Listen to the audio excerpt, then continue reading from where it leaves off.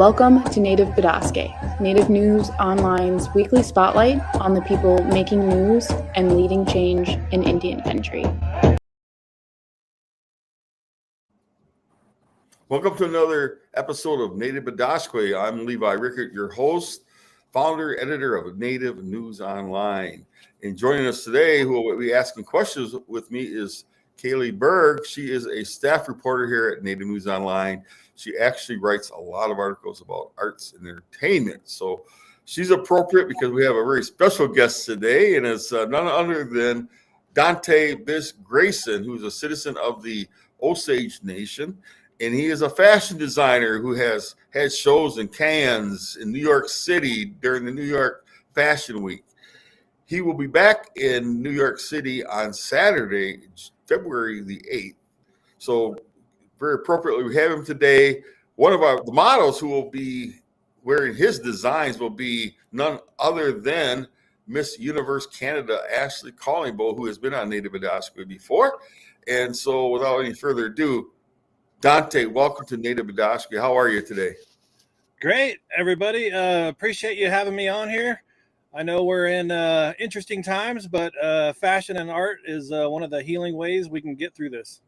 I like that. We need uplifting news today. And that's one of the things that the arts and entertainment and Native News Online is usually upbeat. So I'm really happy you're here today.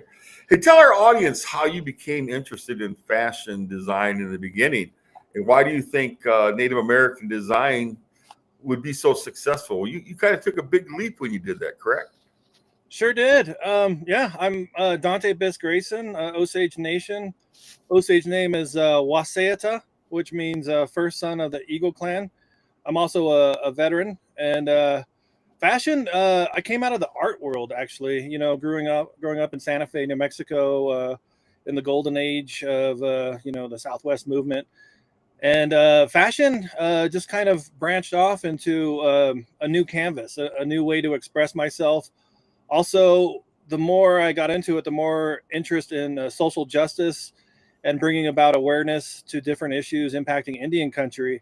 But it's also another way for, Indigenous voices to get into these spaces like New York Fashion Week, for instance, that we really haven't had a large, representation in.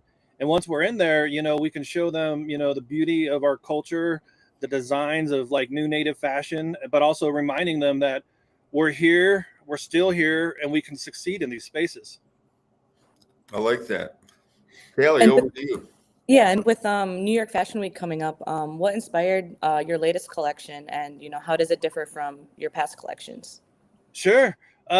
This one is called the Red Line Collection. And, I've debuted before at New York Fashion Week to kind of, scout it out, check out the industry. And the more my team and I are learning about, the global fashion world, New York Fashion Week is one of the big four globally for New York Fashion Weeks. The Red Line Collection is about limits. A lot of people taking things to the limit, crossing the limit, kind of like an engine. It's like the red line. You kind of like max it out. And but then also as you grow as a person and also, in life and the journey, you kind of redefine that limit. You push yourself, as a small business or entrepreneur into these different areas. And so that's what it's about. And then the look itself, it's actually really classic in a lot of ways that we're actually releasing it at New York Fashion Week. Nobody's seen it before. It's a whole collection, of like 12 different items. So it's kind of based off of like Plains ribbon work, but then I modernized and made it a little bit contemporary. And then I kind of branched into like the darker elements of like fashion as far as being like bold, strong, but on a muted kind of tone. So that's what the Red Line is about. That's really great, Dante. And tell us about Ashley Callingbull. Now, she has broken barriers as the first Indigenous woman to win the Miss Universe Canada. Now she's going to represent Sky Eagle, your collection, Sky Eagle collection at the New York Fashion Week. What does this moment mean to you? Man, I tell you, I'm honored and working with Ashley Callingbull again, as our headline, model. She's an amazing person. I've worked with her on a few projects. We had her in Cannes in the south of France, walking for us as well. And then our very first fashion show, she graced us. She walked in our show. She's always just been, she's kind. She's a kind person. And in this industry, there's a lot of, potential for, big egos and a lot of people who are just all about themselves. But she's unique, and she's a queen. She's a fashion queen, and a leader.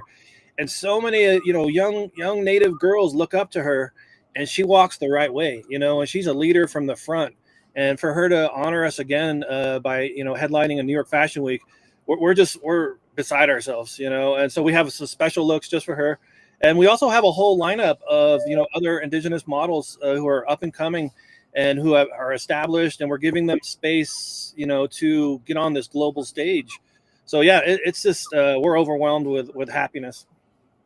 And what was the vision when designing the look that she'll be wearing at New York Fashion Week? Can you share maybe just some details about the design, materials or elements that are incorporated in it? Sure. When you work with the best, you gotta design the best. So I got a few couture pieces that are the evolution, like something from, like, let's say the ribbon skirt, and now it's evolved into something a little more contemporary. We have pockets, different laces. But for her, we even went above and beyond, where we actually have a full gown of couture. It's a really unique lace that I found. And then another look will be, something that you would like. You could see in Milan, you could see in Paris, you'll see in New York, where it's just more of like a statement piece. And a lot of times, Sky Eagle collection, people who wear it, they tell me, like, it's been at the White House, it's been on the red carpet at the Oscars, and they're like, I get into a room, heads are turning, and people are asking me, like, hey, what is this? So it's one of those deals. It's like when you look good, you feel good. But then when you have it on, amazing work on Ashley Callingbull, it's like gasoline on a fire. Like she just lights up the stage, and it's beautiful. After the New York Fashion Week, what's next for you in Sky Eagle collection, Dante? We have a long-term strategic plan, and that's kind of maybe back from my military days. Like, okay, where we're going to be here and how do we do it, logistics and all that. So while it may seem like it's we just fall into these things, it's all planned, organized. Next one, we're going to be going to the Reservation Economics Summit in Las Vegas. We're going to be debuting there. We're going to be the headliner, working with some other amazing designers and producers. So we're going to knock out Vegas. And then we got invited in April to Sweden, to Gothenburg, which is a town there, and the World Museum of Culture. And they're doing a history of Indigenous fashion, all the way from like early days up to like, the godfather of Lloyd Kivanu. And then they do sections of, the growth and the history of, Native fashion and what is called the Indigenous fashion renaissance, the time that we're in right now. And Sky Eagle's been included. They're gonna fly us over. We're gonna show them, our best, how we do it, and so that'll be a great. Then we're moving into a museum here in town, the Taos Art Museum. We're going to be doing a local show, and then in Santa Fe, we're actually getting into show production as well, because we've seen it, we've grown, we've built the airplane while we're flying it, and now we want to produce our own shows, which we've done a few times. But this one is going to be like a free show for new designers, native designers, or up and coming, or ones who've never got a chance to show in Santa Fe. And it'll be all free for them. We produce it at the Vladimir Museum in August.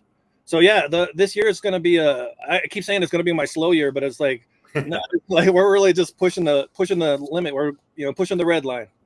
That's good. Now listen, will you be taking some models with you over to Sweden, or like Ashley, or how's that work?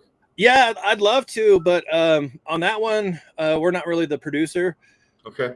So we're not too sure who's going to be able to go, because it's like a collaboration with the U.S. Embassy, and I think the budget-wise. But we will be having a show, like a small, like a few of the models will be local. But I'm sure if I asked her, she would be like, "Of course, I want to go to Sweden," And so you've designed a blanket for 8th generation, a Native-owned business. Why do you think it's important for Native people to do business with other Native businesses? Collaboration is unique, and it's a beautiful thing. I'm all for it.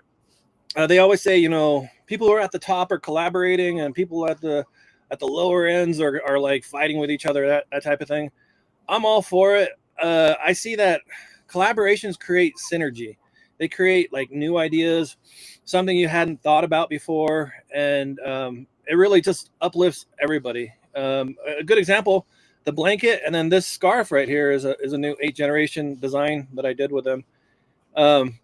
I think it's amazing. There's just different areas. It's networking. It's showing like different areas of like markets on the business side of things, what you can do. But because it's great. Like I don't really do blankets, but I was honored to be able to be selected as the Veterans Warrior blanket. And as a veteran and a warrior, being Native, it's really great. So something like that, I would have never thought about doing it myself. But once they reached out and we've figured out the whole design, the outcome came out really, really amazing, actually. Well, one thing as you were talking, Dante, I was thinking to Kaylee's question about Natives doing business with other Natives, and to me that is so important. And you being the fashion designer can get Native models who may have not otherwise had opportunities to become models. And working with 8th Gen and the blanket that they have on their website is absolutely beautiful that you designed. And so kudos to you. And we're all about that, and it's Natives helping each other support who we are as Native people, so that we're just stronger and stronger. And what I love about what you're doing is you're taking that indigenous knowledge that you have in terms of the design and turning it into a business, and letting people really the world see it. Because I think that I know Ralph Loran has a Navajo person on their staff at the company. It's not really Ralph running it anymore, but there's a call for native wear, native clothing that non-natives really like, and some people call it the Western look, cowboys and Indian look, however you want to say it. Still, indigenous knowledge translated into by Native designers who are making it work, and so that's great. Hey, what advice would you give to Native American youth? And we at Native News Online, we really support our youth. We just have to. We got to make sure that we're strong as we prepare for 7 generations. But what advice would you give young people to fulfill their dreams, if they are artists and they say they have the interest in becoming a fashion designer? What would you say? Yeah, I agree. Uplifting our youth and mentoring them for the future. That's one of the pillars of our ways and being indigenous, and that's how I was brought up. My grandpa was one of our last full bloods, so it's that giving back, and that knowledge, the oral tradition, and being able to say, okay, this is how I've been, this is how I've succeeded, and now it's your turn to shine, and that's success in a life. I would tell the Gen Zs, and like my daughter, she's a Gen Alpha, and I guess the Gen Betas are coming out too. So it's like got new names for all these people. I get hard for me to keep up with those. I know, right? So I would tell them, don't give up on your dreams. Like, I was a starving artist for many moons, and then I joined the military. I had to take 10, 12 years off from actually like designing. It was only just writing, and I could have easily just been like, all right, that's good to go. I'm done. But it was one that feel passionate about, and being true to yourself, but also in what your message is. If it's only for the bottom dollar, I would feel that would be not very truthful to yourself, and that's business for sure. But when you talk about art, you're talking about culture, emotion, and where you've been, where you're going to be going.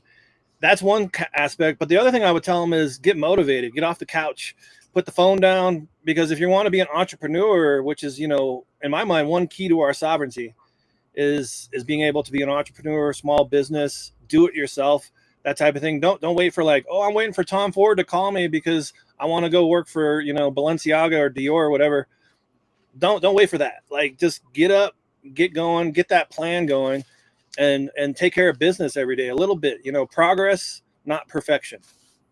I really like that, because I really like what you said about the phones, because it's not just kids. Sometimes you go to restaurants and you look around and you see a family of 4, and every single one of them have their phones in their hand, not talking to each other, but just, I don't know, playing games, answering emails, answering texts. And it's like, that's a strong message. And for all the good reasons you just talked about, getting kids to really fulfill their dreams and really get to work. It's about getting to work. And my daughter is an artist. She has a gallery down in Chicago.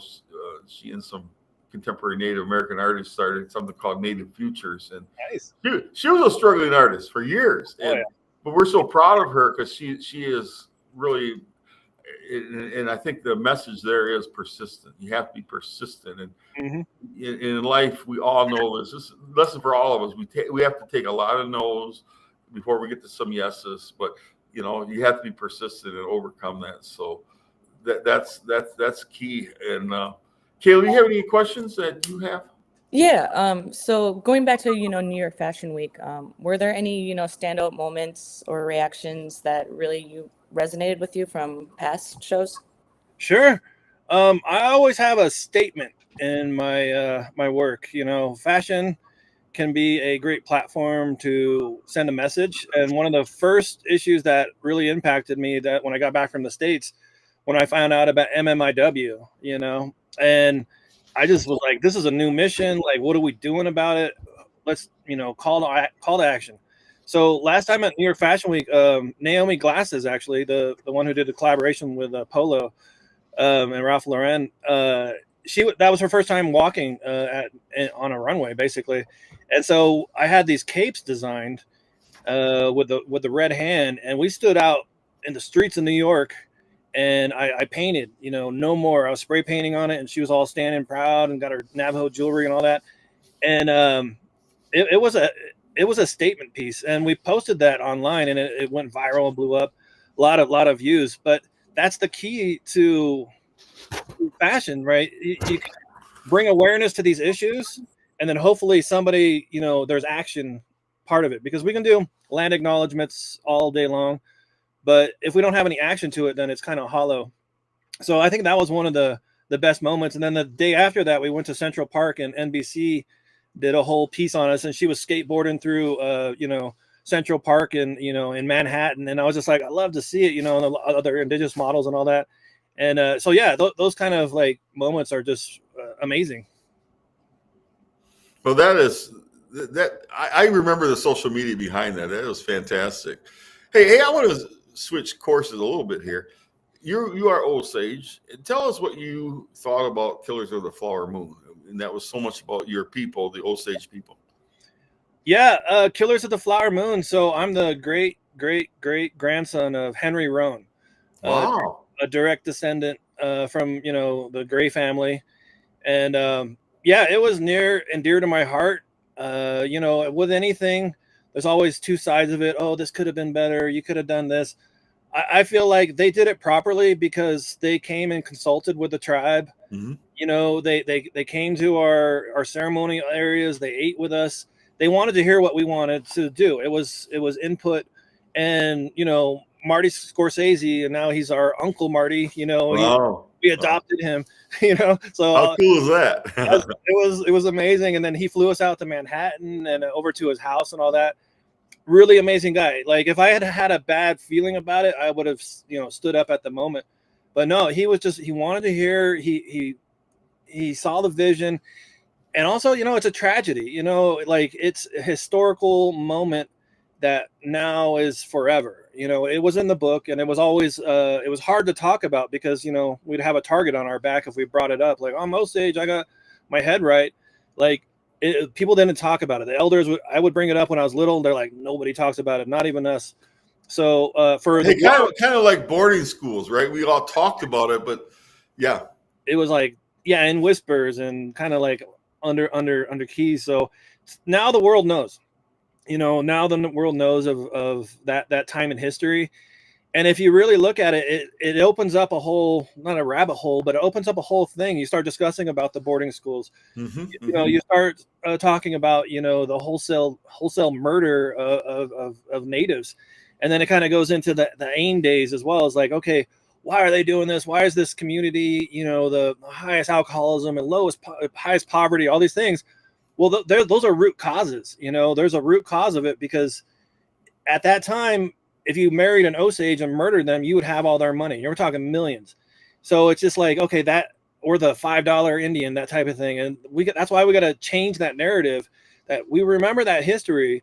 But like today, here we are, we're going to New York Fashion Week and we're going to show you what's up.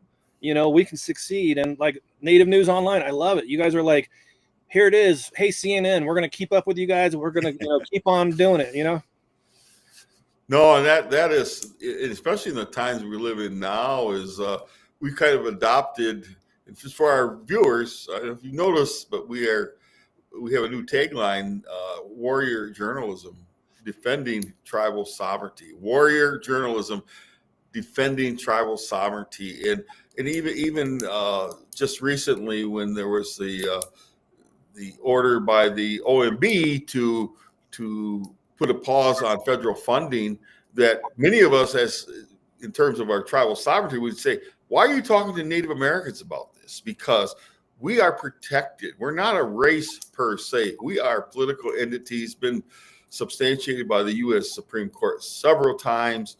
We are domesticated nations within the nation.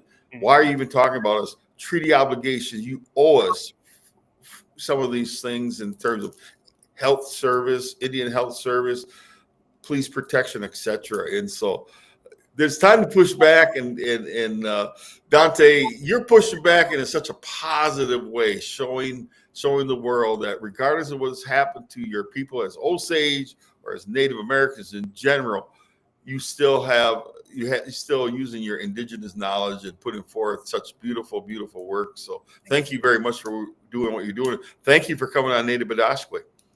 Appreciate it. Thank you very much. Do you have any last word? I just want to say thank you. Yeah, I fully agree.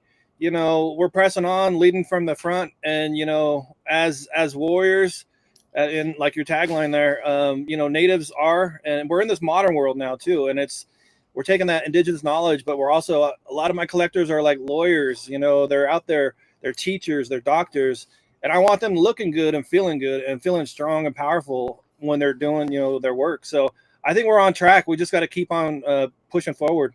Thank you. Chimigwech. And thank you, Kaylee, for coming on today. Yes, it was fun.